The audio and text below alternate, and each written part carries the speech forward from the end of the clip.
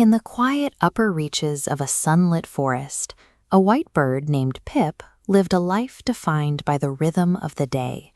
Her world was small and bright, filled with the warmth of the sun and the steady, familiar swaying of the green canopy. Philosophers often describe this state as the innate nature or the true self. This diagram visualizes Pip's heart as a pure, unobstructed core, an internal program oriented toward kindness and compassion. When Pip sings her morning songs or cares for her family, she is simply acting on this internal drive. Those rings represent the way her innate nature creates a natural harmony with the world she knows. But Pip's experience has been limited. Up until now, she has only ever known the safety of the daylight and the company of creatures who share her feathers and her habits. That peace is interrupted when a severe windstorm tears through the forest. The light vanishes, and the previously safe branches become obstacles as the entire canopy is thrown into a violent, chaotic struggle. It is easy to act with a pure heart when the environment is calm.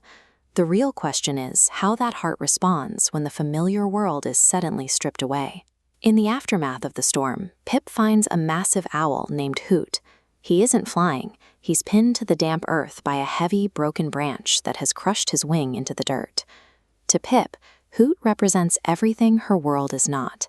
He is a creature of the dark, a silent hunter of the night, whose sheer size and sharp talons trigger every instinct she has to flee.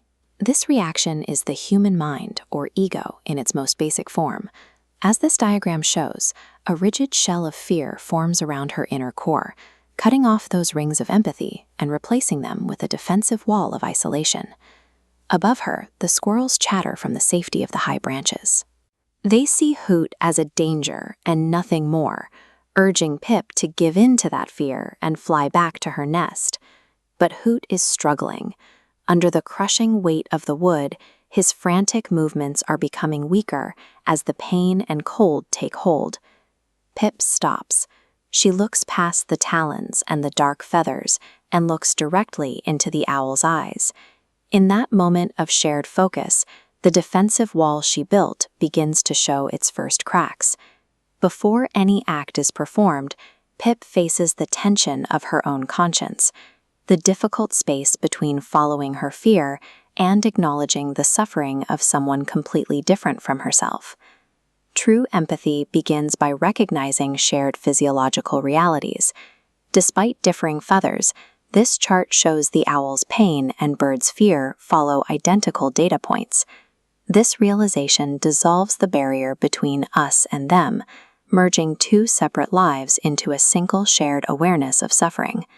She looks back at her nest and then up at the squirrels.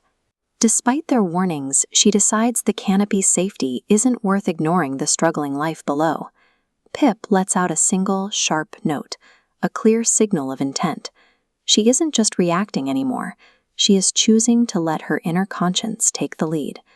She presses her small chest against the rough bark of the massive branch.